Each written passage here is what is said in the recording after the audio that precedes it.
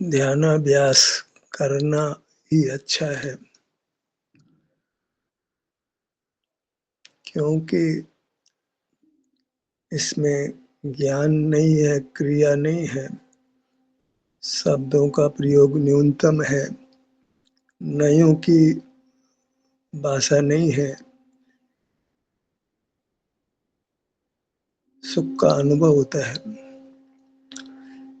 स्वाध्याय में नयों की भाषा होती है, जहाँ जीव प्राय अर्थ का अनर्थ कर लेते हैं, अपना हित करने के बजाय अपना अहित कर लेते हैं। शुद्ध नय की भाषा में जो कुछ कहा जाता है वह वास्तव में हमारा वर्तमान स्वरूप नहीं है। शुद्ध नय अपने को शुद्ध कहता है, जबकि हम शुद्ध नहीं है। अपने को ध्रुव कहता है, जबकि हम तो कोई अवस्था हमारी ध्रुव नहीं है, सब कुछ बदल रहा है। और भी अनेक बातें अनुभव में, जो यथार्थ स्थिति है वही अनुभव में आती है। ध्यान अभ्यास में कोई जोखिम नहीं, यही मोक्ष मार्ग का स्वरूप है और एकदम सुगम है। कोई विशेष देशना की आवश्यकता नहीं। शीघ्रता से जीव कर्म क्षय कर परमात्म दशा को पा लेता है।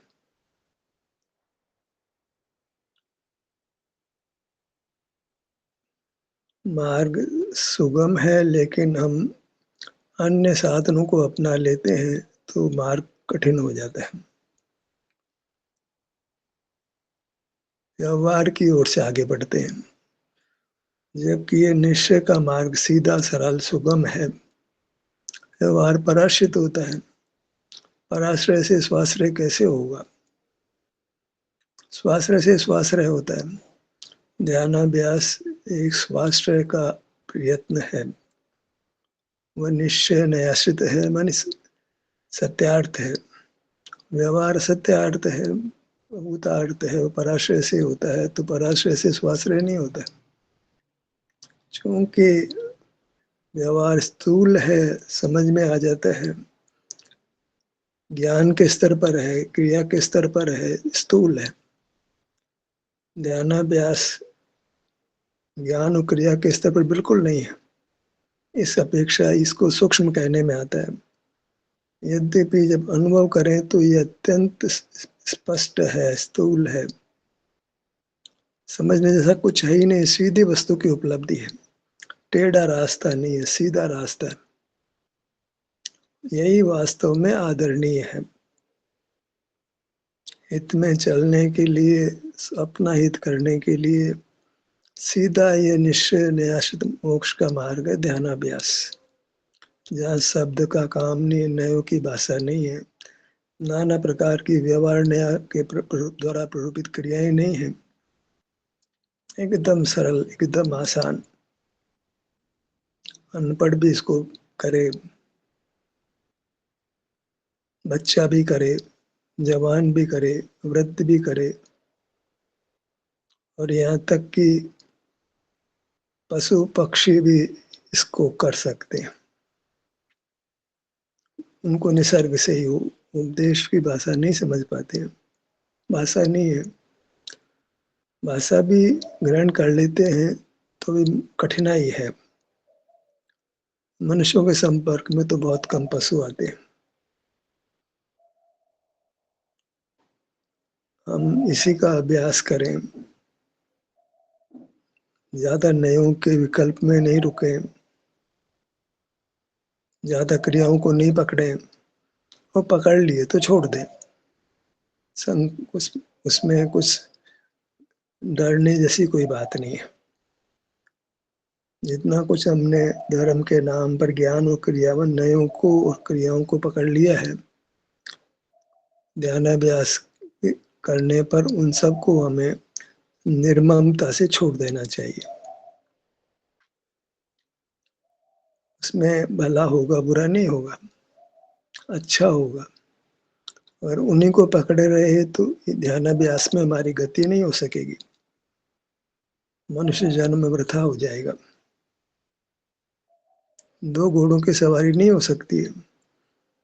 ज्ञान क्रिया तो मूर्त के सहारे की है, तो वो करेंगे तो मूर्तता बनी रहेगी, छूटेगी नहीं। शराब पीते पीते शराब नहीं छूटती, व्यवहार करते करते व्यवहार नहीं छूटता है। व्यवहार को निर्ममता से छोड़ना पड़ेगा, तभी हम वास्तविक मोक्ष मार्ग में हमारी प्रगति हो सकती है। जब निश्चय मोक्ष मार्ग सरल है, सुगम है, सबके द्वारा ग्राह्य है, जिसको कोई स्वाध्याय की क्रिया की आवश्यकता नहीं है, सीधा सपाट रास्ता है, इसी रास्ते पर हमको चलना चाहिए, औरों को भी इसी रास्ते पर चलने की प्रेरणा देनी चाहिए। आगम क्या कहता है, परापर गुरु क्या कहते हैं, उसका बहुत विस्तार है, और प्राय जीव उस रास्ते से मार्ग को नहीं पा पाता है, मार्ग दूर ही रह जाता है, उलझ जाता है। हमें उलझना नहीं है, सुलझना है। सुलझने के लिए शब्दों की आवश्यकता नहीं है, कारण के मार्ग शब्द के आश्रित नहीं है, ज्ञान के आश्रित नहीं, क्रिया के आश्रित नहीं है।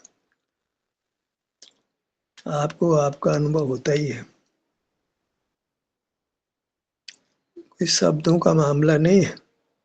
बोलने को बोल देते हैं हम अमूर्त हैं, पर भला अमूर्त वास्तव में तुम होते तो क्या मूर्त पदार्थों को जान पाते, क्या बोल पाते, क्या स्पर्श गंध वर्ण शब्द को जान पाते, क्या अन्य जीवों को या स्वयं को भी देख पाते। अभी तो मूर्त बन रहा है तो भी मूर्त को देख पाते हैं, मूर्त को तो फिर भी नहीं देख पाते। हम स्वयं अमूर्त हैं। देखने जानने की बात तो एकदम झूठी है, क्योंकि मूर्त के आश्रित है, और मूर्त हमारा स्वरूप नहीं है। मूर्त शरीर हो तो मूर्त का जानना होता है, मूर्त शरीर नहीं हो तो मूर्त का जानना नहीं होता, और अमूर्त तो ज्ञान का विषय बनता ही नहीं। आज तक किसी ने हवा को देख पाया है? हवा तो उद्गल है, स्पर्श इंद्रिय का विषय बन जाती है, बाकी और इंद्रियों का विषय तो नहीं बनती है, आंखों से तो नहीं देखी जाती है।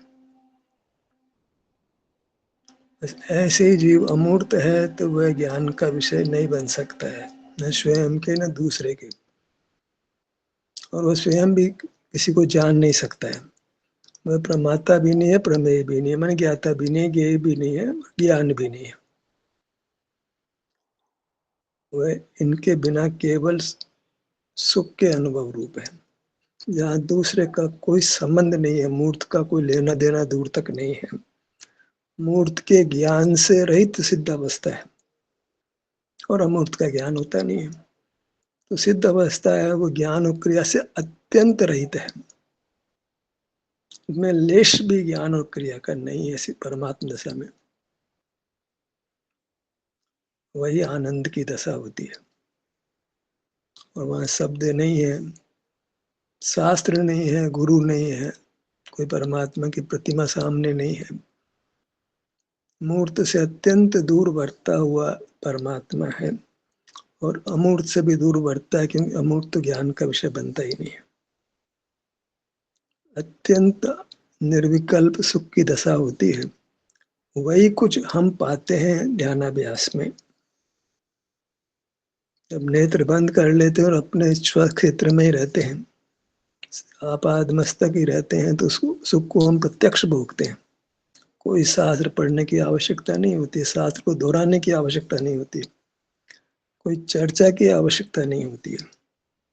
प्रश्न क्यों नहीं उठते? प्रश्न रहते ही नहीं। जब आप आपका अनुभव करता है, ध्यानाभ्यास करता है, तो प्रश्न उत्पन्न ही नहीं होता। प्रश्न क्या करें? सब समाधान, ध्यानाभ्यास स्वयं समाधान रूप है। प्रश्न उत्पन्न होने से पहले ही नष्ट करता है, वो उत्पन्न होने की गुंजाइश ही नहीं रखता है। वो ध्यानाभ्यास समाधान रूप ही है, मैंने सुख के अनुभव रूप, निशंक है वो, कोई शंका नहीं, कोई प्रश्न नहीं है, कोई चर्चा नहीं, कोई वार्ता नहीं, कोई क्रिया नहीं। ऐसा सुंदर ये जिन शासन है, जिसको हमने कहां से कहां पहुंचा दिया है। स्वाध्याय के नाम पर और क्रिया के नाम पर हमने जिन धर्म के स्वरूप को आमूल चूल बदल दिया है। जो आसमान पे था उसको धरती पर ला दिया और गर्त में पहुंचा दिया, रसातल में पहुंचा दिया। ऐसा एक पवित्र जिन शासन है जहाँ इंद्रिय निग्रह करके जीव अपने में रहता है। ज्ञान में शब्दों का प्रयोग होता है। ज्ञान पे तो विजय पाई है जिसने, विकल्पों पे जिसने विजय पाई है, केवल आनंद के अनुभव रूप है और वो आनंद अबोला है, भोगने रूप ही है। बच्चा माँ का दूध पीता हुआ सुख का अनुभव करता, वो क्या बोलता है? इसे सुख की स्थिति है। हम भोजन करते हैं, भोजन अच्छा लगता है, बड़ी तन्मयता से भोजन का स्वाद लेते हैं, बात भी नहीं करते हैं। कोई बोले तो कहते हैं यार शांति से भोजन तो कर लेना तू। जो अपने शरीर में स्वास्थ्य का सुख है वो अबोला है, कुछ नहीं बोल सकता है, वो केवल भोगता ही है। शब्द का काम नहीं है, विकल्पों का काम नहीं है, क्रिया का काम नहीं है, पूजन नहीं है, स्वाध्याय नहीं है, तो कोई पानी छानना, रात्रि में नहीं खाना, ऐसा कुछ नहीं है वहां पर। जमीकंद नहीं खाना है कि तीर्थ दर्शन करना है, कोई मुनि को आहार देना है, कोई अन्य धार्मिक कार्यों में दान देना है, शिक्षा के लिए योगदान करना है। इतने लौकिक व्यवहार हैं, वो सब मूर्त के बंधन सहित है और वो मूर्त का ही बंधन होता है उससे। और जो पारलौकिक जीवन है वहाँ केवल ध्यानाभ्यास है, केवल ध्यानाभ्यास है। और ध्यानाभ्यास की से छूटकर जो भी कुछ होता है वो ध्यानाभ्यास करने वाला उसको आत्मसात नहीं करता है, उसको अपना स्वरूप बिल्कुल नहीं मानता है, उसको अपना विकार ही मानता है, चिद विकार मानता है। वह पराधीन भाव है, मेरा भाव नहीं है। पुद्गल के सहारे होता है पर मेरा स्वरूप नहीं है। मेरा स्वरूप केवल सुख है। केवल शब्द बहुत मार्मिक है, उसका अन्य अर्थ नहीं लगाना चाहिए। केवल शब्द अनेक भावों पे नहीं लगता है। ओनली, मात्र, वहां तो ज्ञान मात्र के साथ अनंत चैतन्य शक्तियां उछला रहे हैं आचार्य। यहाँ सुख मात्र के साथ एक भी अन्य शक्ति उछलती नहीं है। शक्तियों का भंडार नहीं करना, एक सुख ही अपने आप में पूरा है। उसको अन्य भाव की अपेक्षा नहीं, आवश्यकता नहीं, जरूरत नहीं, इन पर अधीन होगा वो अकेला ही शोभता है। स्वानुभूत्या चकास्ते, स्वानुभव में जो आनंद होता है वह शोभा को प्राप्त होता है।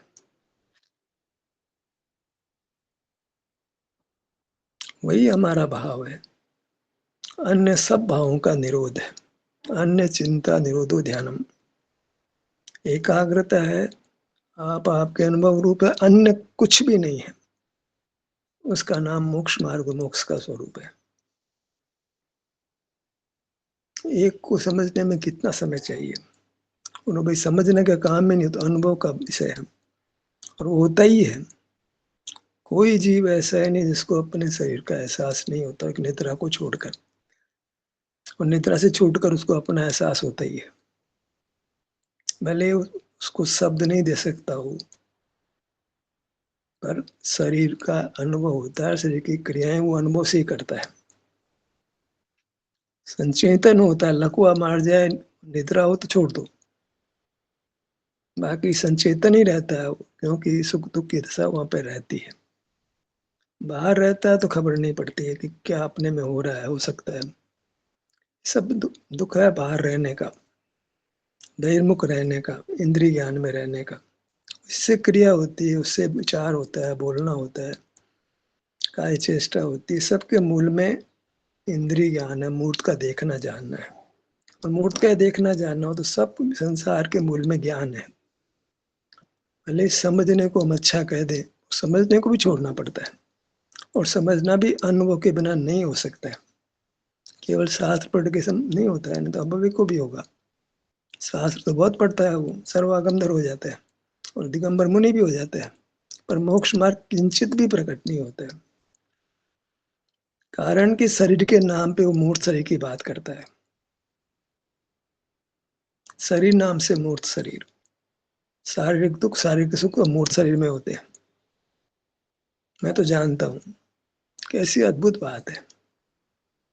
ये जानने का इतना प्रबल पक्ष है, इतना प्रबल पक्ष है कि अपने में होने वाले परिणाम को भी नहीं पहचान पाता है वो। ये सुख दुख का परिणाम पड़ोसी में नहीं होता है, और मोह से सुख दुख नहीं होता है, वो साक्षात है सुख दुख से। मोह का कोई काम नहीं है, राग द्वेष का कोई काम नहीं है। असाता वेद ने सीधे सीधे अकेले सुख का घात करता है वो। सुई चुभती है, दर्द होता है, मोह क्या करेगा, निर्मोह क्या करेगा उसमें।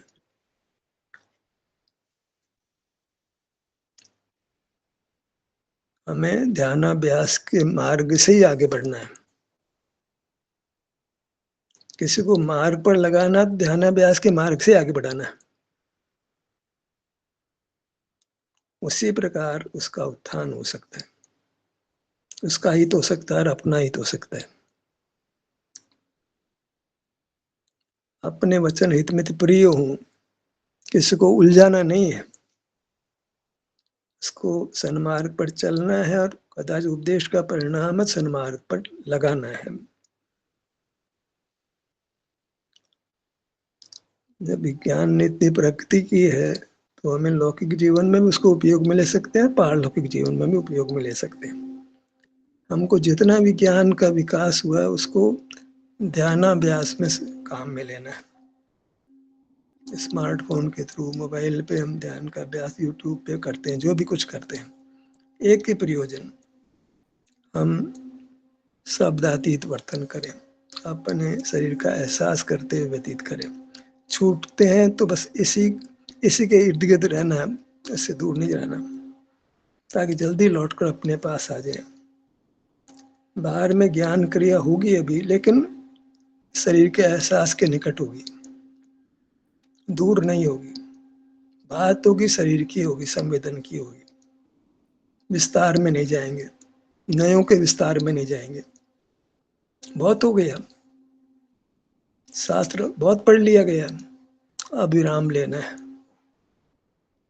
उस उलझन से अपने आप को छुड़ाना है। क्रिया बहुत हो गई, उस उलझन से अपने को निकलना है, फंसे नहीं रहना है, छूट जाना है। छूटने में क्या है, त्वरा से छूट जाना चाहिए, देर नहीं लगाना चाहिए। उन मार्ग में चले गए हो तो जल्दी से उस मार्ग को छोड़ देना चाहिए, अपने अनुभव में स्थित होना चाहिए। चर्चा को ज्यादा गुंजाइश नहीं है। और क्या करें, कहते साहब ध्यान अभ्यास हम नहीं कर पा रहे हैं। भाई करने, उसमें करने जैसा कुछ है नहीं ना, अपने विस्तार में ही तो रहना है। पर जो शब्द बीच में सुनने में आते हैं, थोड़ा उससे आकुलता होती है। अपने आप करें तो बड़े आराम से हम कर सकते हैं, फिर भी अनादि संस्कार बस ज्ञान हो जाता है तो प्रवृत्ति बन जाती है, तो दुख भी हो जाता है। तो अभी मार्ग में बाधाएं तो होगी, नहीं बाधाओं को चाहते हैं तो भी बाधाएं होगी। शुद्धि क्रम की होती है, एक साथ नहीं होती है। थोड़ा दुख सहन करना ही है, अभी तैयार रहना है। अभी उस समय तक दुख रहेगा, अशुद्धि रहेगी, मूर्त का बंधन रहेगा, पर उसको नष्ट करने के लिए हमने कमर कस के रखनी है। ध्यानाभ्यास का टूल हमको मिला है, उसको हमने पूरी पूरी उपयोग में लेना है। इंद्रिय निग्रह करके ध्यानाभ्यास करना है, मूर्त के देखने जानने में उत्साह को नष्ट करना है और स्वरूप के अनुभव में उत्साह जगाना है, तो मार्ग बनेगा। हमने पूर्व में बहुत गलतियां की है, स्वास्थ्य को नुकसान पहुंचाया है, उससे कर्म बंधा है, और आज उसके कारण से स्वास्थ्य बिगड़ता भी है। तो भी हमको घबराना नहीं है, उस मार्ग के बल पर वापस स्वास्थ्य को प्राप्त कर लेना, वापस निर्विकल्प स्थिति में आने का प्रयास करना। कर्म बांधे हैं, अपने अपराध से बांधे हैं, पर जब जागे हैं तो उस अपराध के फल को भी हम कुछ भोग कर कुछ बगैर भोगे नष्ट करेंगे। पतन हुआ तो उत्थान भी कर सकते हैं। गिरना आसान है, चढ़ने में थोड़ा दिक्कत होती है। गिरना आसान इसलिए है कि अनादि से गिरते ही रहे हैं हम, इंद्रिय ज्ञान में रहकर गिरते ही रहे, संस्कार ही गिरने का रहा है। ये तो कोई संवेदन हुआ है तो मनुष्य हो गए हैं, अब गिरना नहीं है। प्राय इंद्रिय ज्ञान में रहता हुआ जीव मनुष्य हो ही नहीं पाता है, असंगी तक को वापस लौट जाता है, त्रियंच होकर के फिर वापस लौट जाता है। तो मनुष्य होना अपने आप में बहुत मुश्किल काम है, बहुत दुर्लभता से होता है। हम मनुष्य हुए हैं तो अब हमको ध्यानाभ्यास में ही जीवन व्यतीत करना चाहिए, और सब क्रियाओं से विराम और सब ज्ञान से विराम लेना चाहिए। नहीं मालूम था तब तक तो हम कुछ कर नहीं सकते थे, अब जब हमको मार्ग का बोध हुआ है और ध्यानाभ्यास से हुआ है तो ध्यानाभ्यास के प्रति कृतज्ञ होकर उसको आगे बढ़ाना है। कृपा ध्यानाभ्यास की है, हमें ग्रेटिट्यूड चाहिए तो अपने ध्यान के अभ्यास के प्रति कृतज्ञ होना, जिसने हमको मार्ग दिखाया है। हम जो अपने विस्तार में आए हैं और उससे हमें शांति का अनुभव हुआ और मार्ग का दर्शन हुआ, मार्ग का ख्याल आया है, तो उसकी अनुकंपा जो ध्यानाभ्यास की कृपा हमारे पर है, तो उसकी छत्र छाया में रहना है, ध्यानाभ्यास करते हुए रहना है, बाहर के उलझनों से बचना है, इधर उधर भटकना नहीं है, ठहर जाना है, अपने में ठहर जाना है, सब क्रियाओं को महत्व नहीं देना है, ज्ञान को महत्व नहीं देना है। जो जो व्यवहार हम करते हैं उनको अब निर्ममता से छोड़ने का प्रयत्न करना है, तभी निश्चय मोक्ष मार्ग में हमारी गति होगी। व्यवहार कोई पकड़े रहे और निश्चय पकड़ में आ जाएगा, ऐसा नहीं होगा। व्यवहार छोड़कर ही निश्चय की प्राप्ति होगी। दो विरोधी हैं, एक पराश्रय एक स्वाश्रय है। इस स्वाश्रय के मार्ग को हमने प्राप्त किया है, ध्यानाभ्यास से प्राप्त किया है, तो उसी में हमें गति करना है। मोक्ष मार्ग को लंबा नहीं करना है, शीघ्र शीघ्र अनुभव करके मोक्ष मार्ग को छोटा रखना है। ध्यानाभ्यास को गति देंगे तो मोक्ष मार्ग छोटा होगा, नहीं तो मोक्ष मार्ग में दुख भी रहता है। हमें मोक्ष मार्ग से आगे बढ़ना है, मोक्ष को पाना है, तो मोक्ष मार्ग भी छोटा हो, क्योंकि मोक्ष मार्ग में दुख रहता है और हमें दुख नहीं चाहिए। तो मोक्ष मार्ग को त्वरा से पूर्ण कर लेना है, ध्यानाभ्यास को त्वरा से साध लेना है, और फिर सहज ध्यान हो, कर्म क्षय हो जाए तो अनुभव रूप स्थिति रहेगी। वहाँ मूर्त का संबंध दूर तक, मूर्त को जानने का कुछ व्यवहार दूर दूर तक होने वाला नहीं है। दुनिया हमको सर्वज्ञ कहेगी पर हम सर्वज्ञ नहीं होंगे, हम सर्वांग प्रदेशों में सुख का अनुभव करेंगे, वही हमारा वास्तविक स्वरूप है, हमारा शुद्ध स्वरूप है। ये सत्र यही समाप्त होता है। आपकी सहभागिता के लिए धन्यवाद।